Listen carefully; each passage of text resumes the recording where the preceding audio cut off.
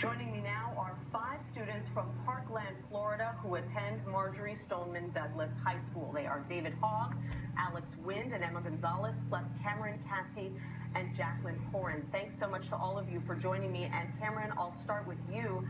You say the adults have let you down.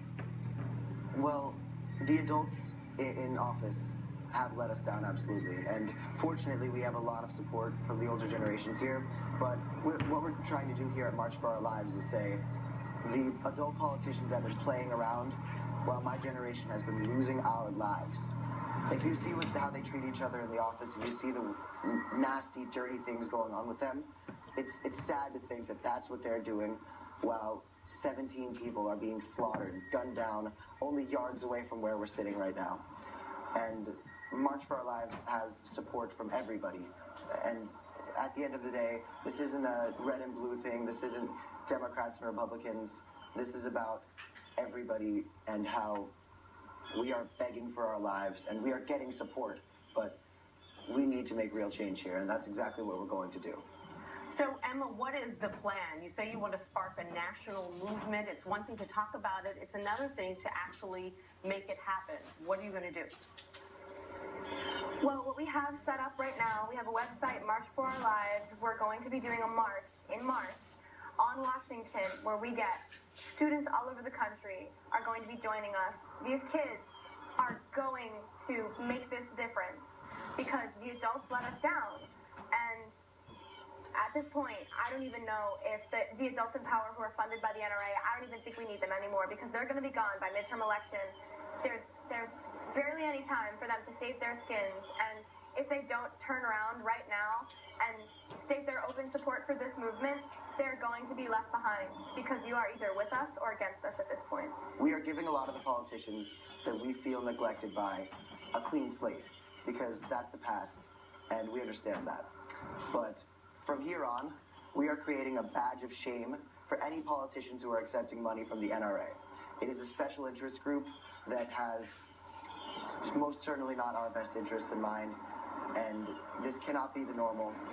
This can be changed, and it will be changed. And anybody who tells you that it can't is buying into the facade that's being created by the people who have our blood on their hands.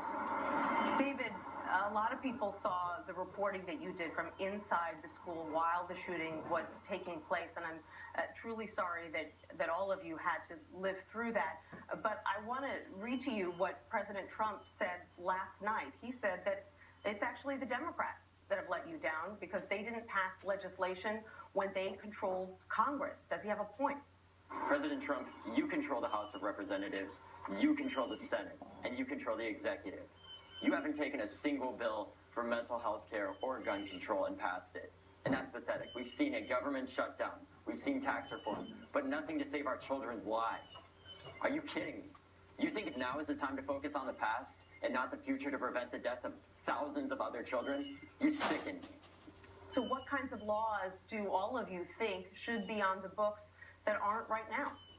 Well, what I think needs to be on the books right now that isn't is literally any law that's from either side of the political spectrum. If you're a Republican that supports mental health care, we want you out there making your voice heard because that's just as important as gun control or gun safety laws at this point.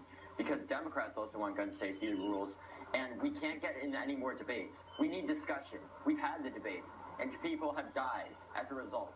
Children have died and will continue to if we don't stop now and look at both sides of this because we can't wait around any longer. Children are dying as a result, and we need to take action. And I call on President Trump and the Republican-controlled House and Senate and executive branch to work together, get some bills passed, and stop taking money from the NRA because children are dying, and so is the future of America as a result. I just want to say something I've heard a lot is the word gun rights.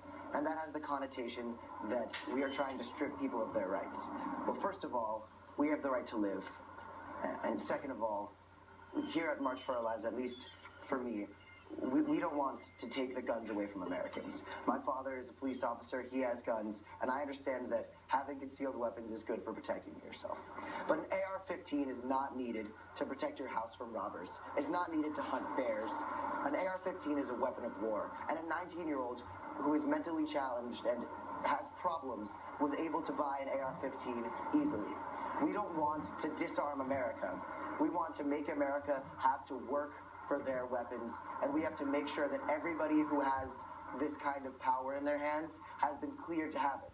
Because if Nicholas Cruz had gone through 5 minutes with any medical professional, they would have said, this person does not need an AR-15, this person needs a counselor. And 17 people would not have needed Graves. Alex, your own Senator Marco Rubio says that more gun laws won't do anything, that anyone who wants to commit violence is going to find a way to get a gun. If you think that, Senator Rubio, then change the way it's easier to get a gun, okay? If you think it's too easy to get a gun, do something about it. Make it not easier to get a gun. March 24th on the March for Our Lives is only the beginning. This is the first march, but I can guarantee it will not be the last. We will be marching for the 17 we lost at our school. We will be marching for everyone we lost at the Newtown Sandy Hook shooting, at Columbine, at Virginia Tech, in San Bernardino, Orlando, at the Pulse shooting, and at Las Vegas. This is only the beginning, and March 24th, things are going to change. It's not our job to tell you, Senator Rubio, how to protect us.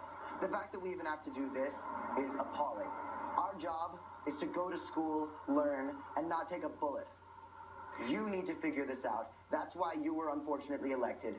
Your job is to protect us, and our blood is on your hands. Well, I know that millions of people are watching to see where you take this movement. You've already got tens of thousands of followers online, and we'll be watching to see if you're able to change a pretty entrenched political dynamic here in Washington. Thank you so much to the 5 of you for joining us today.